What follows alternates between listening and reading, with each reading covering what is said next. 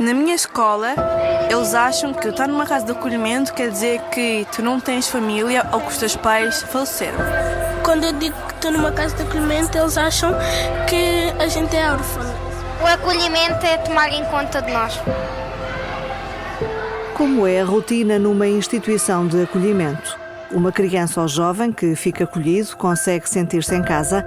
Para além das dificuldades que todos imaginamos, é possível crescer em harmonia. Há histórias felizes para contar.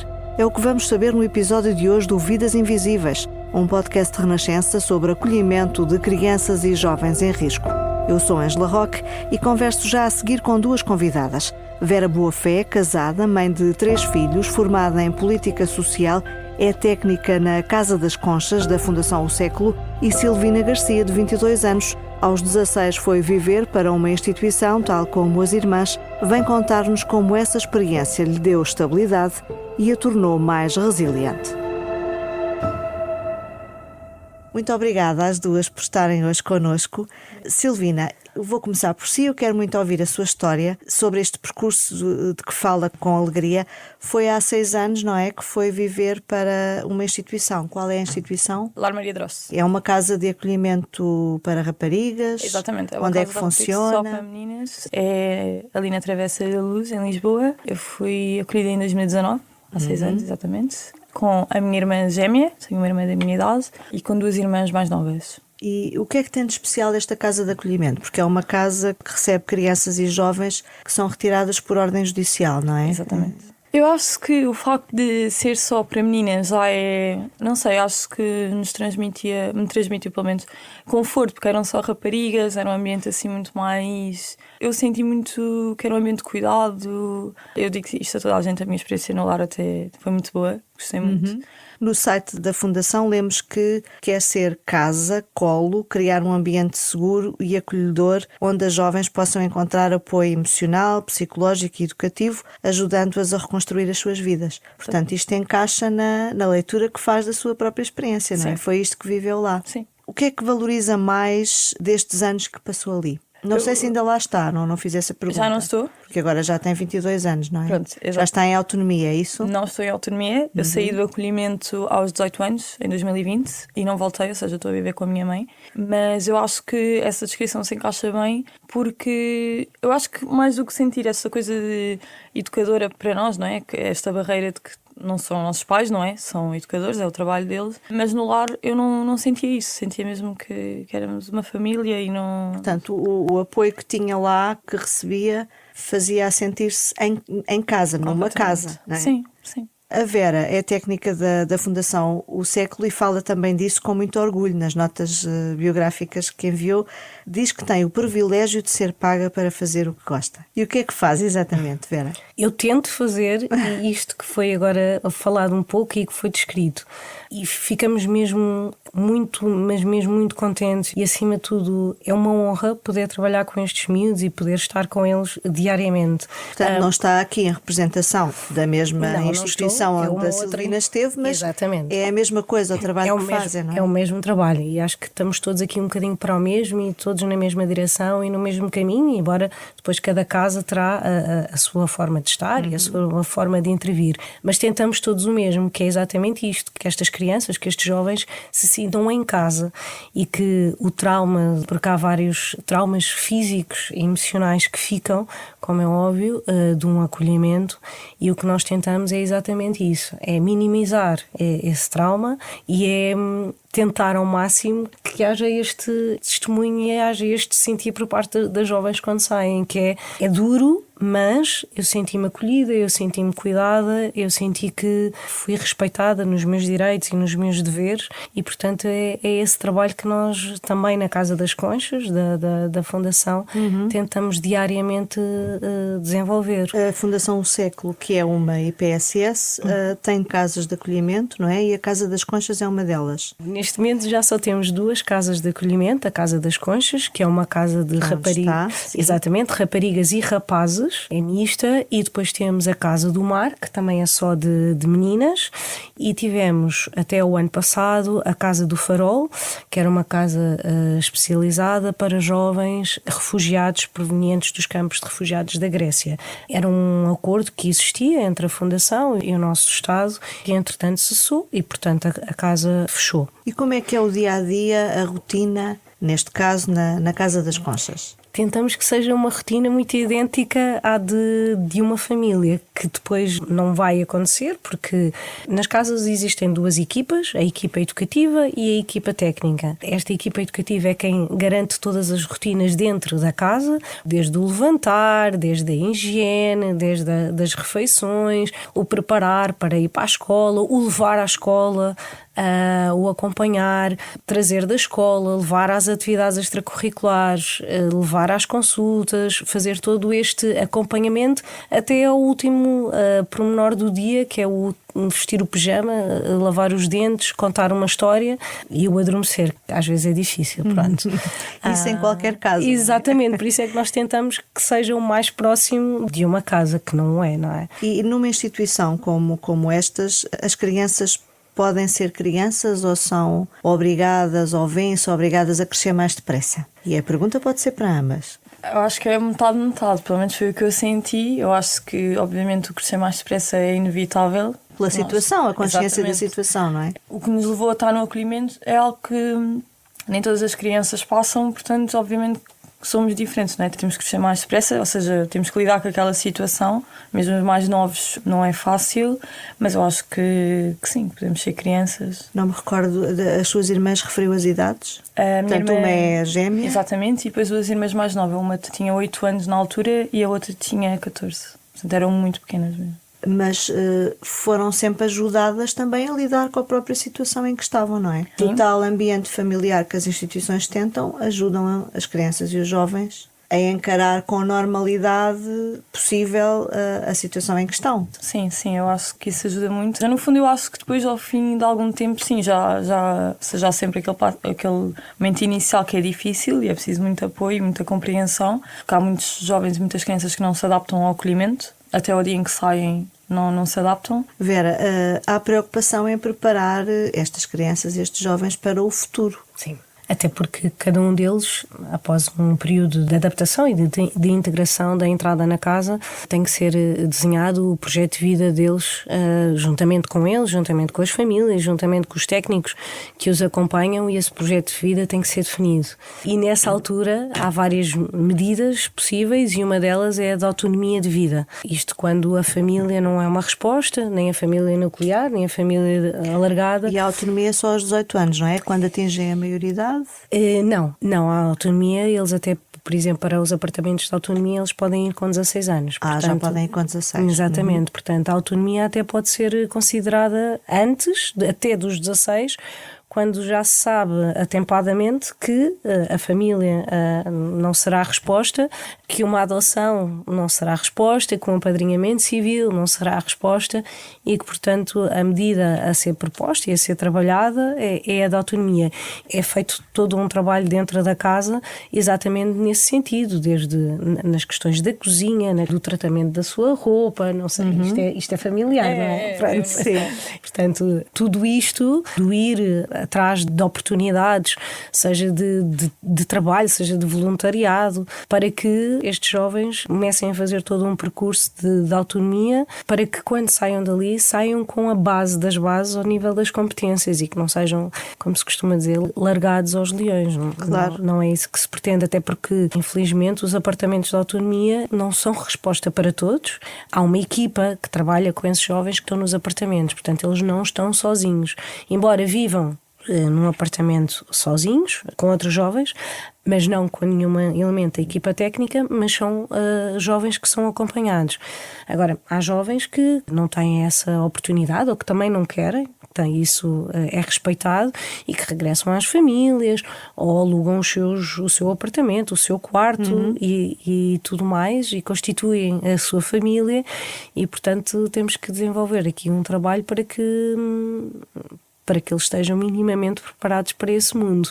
O caso da Silvina regressou à família de origem, não é? Biológica. Portanto, ainda não está em autonomia, mas com 22 anos já pensa nisso? Como é que encara o futuro? Ou seja, o que é que quer fazer? Voltando aqui um bocadinho atrás, saí do acolhimento aos 18 anos e acho que o que me influenciou a sair do acolhimento foi um bocado o que influencia todos os jovens, que é esta questão da liberdade, que não é uma decisão pensada como deve ser, porque é um bocado guiada pela rebeldia, de querer sair, de querer estar mais tempo com o namorado e querer não sei o quê, e não é uma decisão pensada.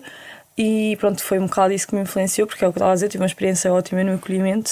Eu saí sem pensar e sim, acho que hoje em dia penso em regressar à autonomia, até porque hoje há a lei que permite que nós voltemos. E sim, já penso nisso. Sim, nós vamos ter um episódio dedicado a esta fase, quando os jovens passam para a autonomia, e depois vamos esclarecer esses espaços todos, o que é permitido e o que não é. Mas fica já essa indicação de que os jovens podem mudar de ideias, não é? Exatamente. E voltar. Vera, na Fundação O Século, para além das casas de acolhimento, que mais apoios é que asseguram às crianças e jovens em risco? Para além das casas, nós temos como eu costumo dizer, nós temos o antes e o pós. O antes, nós temos um CAFAP, um Centro de Apoio à Família e Aconselhamento Parental, que tem duas vertentes, uma de prevenção e uma de reunificação, e aqui o trabalho desta equipa multidisciplinar é muito no sentido de trabalhar com famílias que tenham crianças a seu cargo e evitar que estas crianças venham também a integrar os números do acolhimento.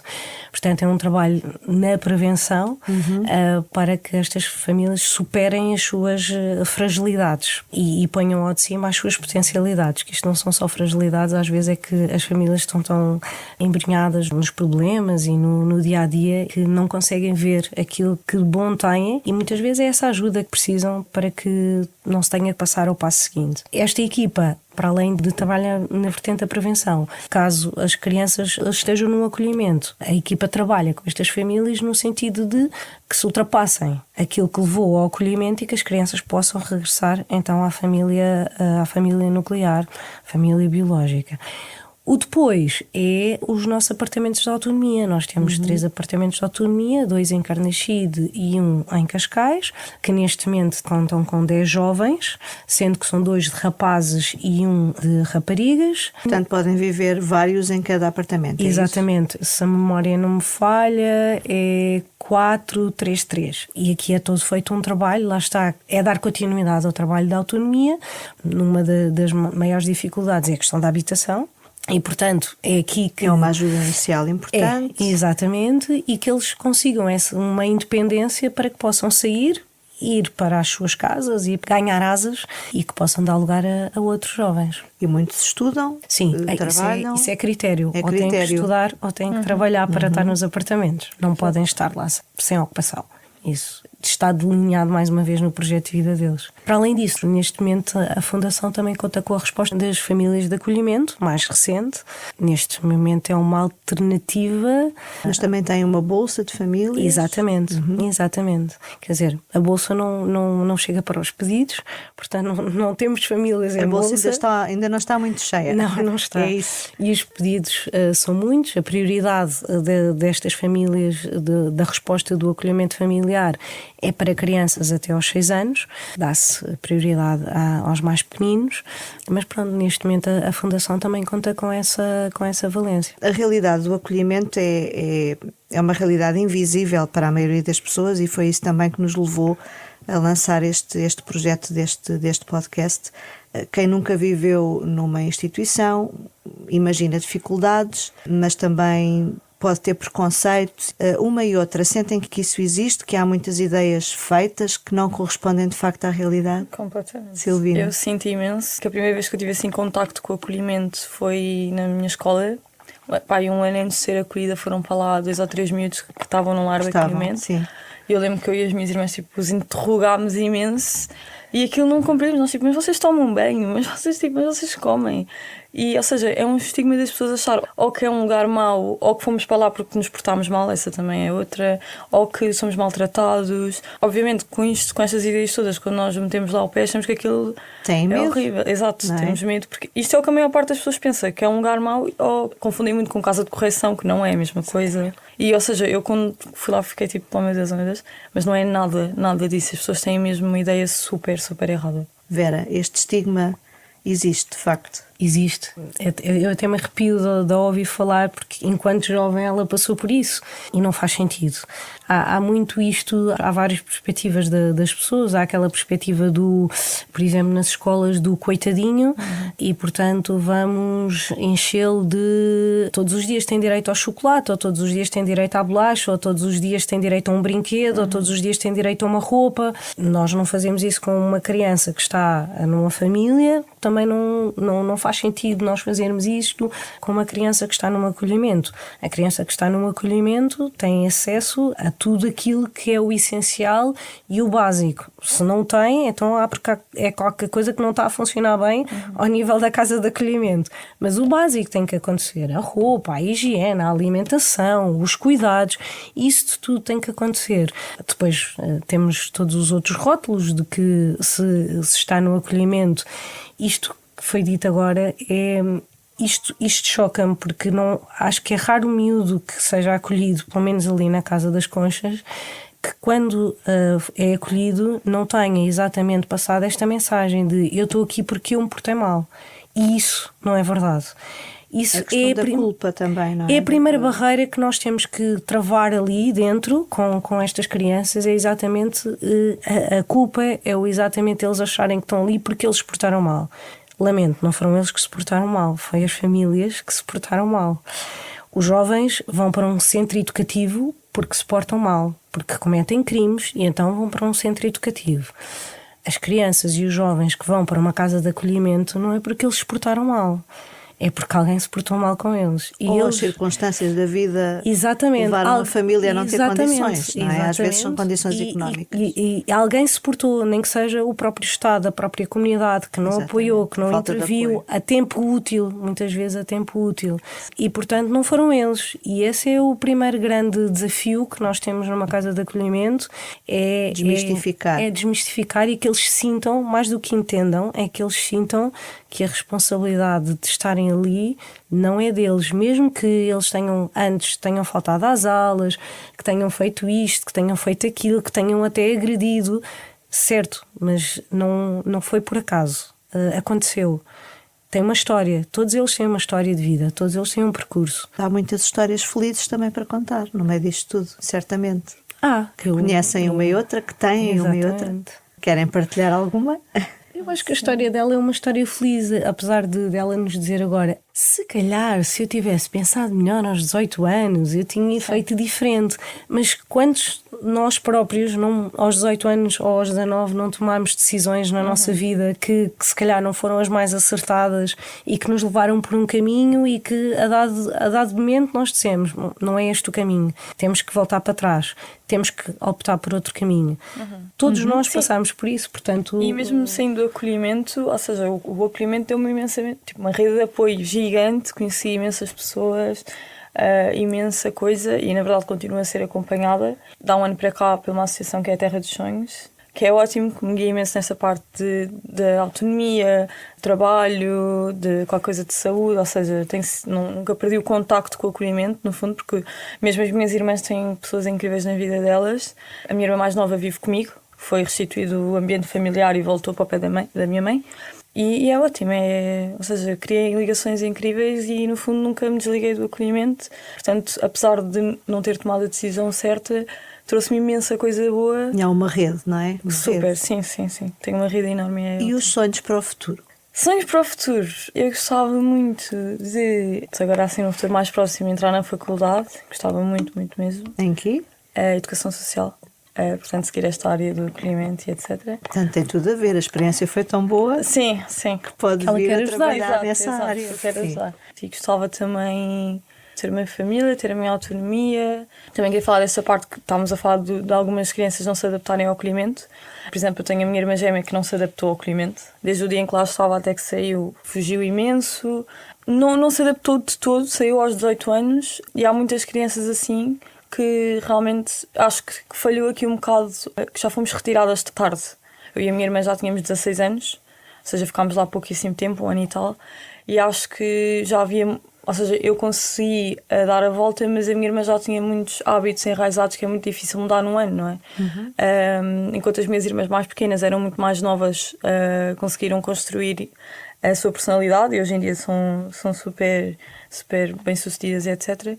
Essa minha irmã, como já foi muito tarde, não fomos a tempo. Portanto, acho que também falhou muito nessa parte. Há muitos jovens que são acolhidos muito tarde e é muito, muito difícil conseguir depois guiá-los para um caminho certo. E há muita gente que se questiona: mas vinham do ambiente mau, porque é que querem voltar para lá? Ou seja, porque são os nossos pais, não é? Há muitos jovens que saem e voltam para o pé dos pais. E os pais, com certeza, ganharam condições para receber outra vez os filhos. Sim, completamente. Mas mesmo quando não há essas condições, mesmo quando os jovens são acolhidos e não há condições de voltarem para os pais, há muitos que tomam a decisão de aos 18 anos voltarem, porque são pais. São as referências que Exato. têm. Era o que a Vera estava a dizer da culpa. Obviamente nós vamos achar que a culpa é nossa, porque nós somos programados para amar os nossos pais. Nós não vamos achar que a culpa é deles, né? Se não morremos, nós temos que confiar nos nossos pais, etc. Então há muitos jovens que voltam para o pé dos pais e pronto, e acaba por não correr bem, porque são acolhidos muito tarde, porque enfim. E isto leva-me à última questão que eu tinha pensado colocar-vos e que faz de facto sentido colocar agora, que é, a partir da experiência de cada uma, o que é que consideram que seria importante no sistema de proteção e acolhimento de crianças e jovens em risco que existe em Portugal poder mudar? O sistema está a ser neste momento avaliado, mas o que é que, na opinião de cada uma, seria importante alterar para que funcionasse melhor? Pronto, a minha opinião, eu acho que já disse isto várias vezes, em várias conversas, eu acho que devia haver um acompanhamento maior no pós-acolhimento, e eu sou um caso desses. Eu acho que é uma decisão de muita responsabilidade para ser tomada aos 18 anos, e há muitos jovens que tomam essa decisão baseada em coisas momentâneas, baseado na liberdade, baseado no querer sair mais com os amigos, querer ir viver com o namorado, enfim, coisas dessas que são momentâneas. E se fosse o caso de uma família normal e estruturada, não fazia mal. Não é? Podiam voltar para o pé dos pais e está tudo bem, mas neste caso é uma responsabilidade que envolve muita coisa e envolve o rumo da vida desses jovens, e eu acho que se houvesse um acompanhamento maior no pós-acolhimento, se calhar durante um ano mais permanente, exato, para ter a certeza que aquela decisão seria muito melhor, porque não é à toa que uma grande percentagem de sem-abrigos em Portugal são ex-acolhidos, é porque não foram devidamente acompanhados nesse pós-acolhimento que foi tomado sem pensar como deve ser, e ok, nós temos várias reuniões e etc, e avisam, olha, isso não é a decisão certa, mas não é suficiente, é preciso, se calhar, que o jovem experiencie que aquilo não é a vida que ele quer, para termos a ser, ok, pronto, já percebeste que isto não é o caminho, bora voltar atrás enquanto é tempo. Não, e é uma idade de facto crítica. Exato, completamente. E daí que haja situações, cair na rua, não é? Exato. Sem abrigo, ou até delinquência juvenil. Exatamente. Dependências. Exato, que não é devidamente pensado. Porque muitos arrependem-se ao fim do ano, ao fim de 2, e agora há essa lei de poder voltar, mas há muitos também que nem tomam esse passo de mandar a carta para o tribunal ou de pedir ajuda, porque já estão tão envolvidos ou na dependência ou estão no tipo a vida já tomou outro rumo. Já nem sequer se preocupam em voltar atrás. Então, muitos nem sabem que podem. Muitos nem sabem que podem, exatamente. Ou têm vergonha. Exato. Portanto, acho que se houvesse esse pós-acolhimento, houvesse esse acompanhamento, havia uma taxa de sucesso muito maior, que não há, e aos 18 anos é uma idade muito prematura para tomar uma decisão tão importante. Por exemplo, tenho casos de amigas que estavam no acolhimento que saíram para ir viver com o namorado e agora já não vivem com o namorado, estão a viver na rua. São decisões tomadas sem pensar, mas quando amadurecem, muitas se arrependem. O que eu acho que devia mudar é esse pós-acolhimento, devia ser mais acompanhado. Nesta fase completamente. Dos 18 anos, sim. Vera? Eu ainda pegando no ponto anterior e juntando a isto, mais do que aquilo que deveria ser mudado, foi até uma referência que foi feita, que é, por exemplo, a Terra dos Sonhos. Alguns dos nossos jovens neste momento também estão no programa, lá está, ainda estão connosco, o projeto de vida deles é o de autonomia e, portanto, estão integrados neste programa da Terra dos Sonhos. Mas falamos da Terra dos Sonhos como falamos da Candeia, como falamos de vários parceiros, de várias pessoas, instituições, associações, que são invisíveis, mas que se não fossem eles, o acolhimento atualmente, ou neste caso a Casa das Conchas, não conseguiria fazer o trabalho que faz diariamente com estas crianças e com estes jovens, porque nós não conseguimos viver isolados, estamos em comunidade, e só em comunidade é que nós realmente conseguimos garantir que todo o trabalho que é feito e que o projeto de vida que é definido para estas crianças e para estes jovens é concretizado. E não é com a lei que nós vamos lá. Nem é só com o Estado. Não, de todo, porque se fosse por aí, se calhar já muitas instituições já teriam fechado portas. E eu não falo só da questão financeira, eu falo de tudo, porque lá está, a Candeia faz diferença quando proporciona projetos e domingadas e semanadas de tirar os miúdos e de os levar, porque eles precisam de sair dali, porque tal como nós pegamos na nossa família e nos nossos filhos e vamos de férias, estes miúdos também precisam de sair dali, de sair e de ir de férias. E a Candeia faz isso, tal como a Terra dos Sonhos também pega nestes jovens e vamos lá experienciar, vamos lá ter tipo de experiências profissionais. Será que é mesmo esta área que tu queres? As escolas que lá está, que nos dão as mãos a meio do ano letivo, quando já quase que não é permitido transferências, nos dizem sim, a gente aceita mais essa transferência de mais esta criança, mais este jovem, que muitas das vezes vem com uma série de lacunas e que são grandes desafios para as escolas, e as escolas aceitam a saúde, mas isto tudo micro, porque são pessoas que nos conhecem e nós conhecemos essas pessoas, todos nós temos nome e essas pessoas têm nome, e isso é uma grande mais-valia para o nosso trabalho, porque quando assim não é, quando as pessoas não nos tratam pelo nome e nós não sabemos quem é que está do outro lado, nós muito dificilmente vamos conseguir ajudar estas crianças e estes jovens. Portanto, mais do que o que está mal, é aquilo que está bem e que deve ser reconhecido e que deveria ser valorizado e deveria ter outro peso, muitas vezes nisto. Ter outro enquadramento no sistema, não é? Sim, sem dúvida, até porque lá está, muitas destas equipas ou voluntários ou associações acompanham estes jovens e depois, quando chega à hora da decisão, não são ouvidos. E se calhar essas pessoas sabem mais e conhecem mais destes jovens do que propriamente o senhor juiz ou mesmo a técnica que faz assessoria ao tribunal ou da Comissão de Proteção de Crianças e Jovens. E estas pessoas não são muitas vezes ouvidas e se calhar deveriam ser mais vezes ouvidas. Portanto, é um conselho que deixa. É aproveitar aquilo que é bom e que nós temos de bom, e que, reconhecendo tudo isso, se calhar o sistema de proteção e promoção torna-se mais rico. E mais eficaz. E mais eficaz, sim. Vera e Silvina, muito obrigada por terem vindo ao Vidas Invisíveis. Exato. Este é um podcast de Renascença em parceria com a Associação Candeia. Eu sou Ângela Roque e no próximo episódio vamos falar sobre as famílias de acolhimento. Na minha escola, eles acham que estar numa casa de acolhimento quer dizer que tu não tens família ou que os teus pais faleceram. Quando eu digo que estou numa casa de acolhimento, eles acham que a gente é órfã.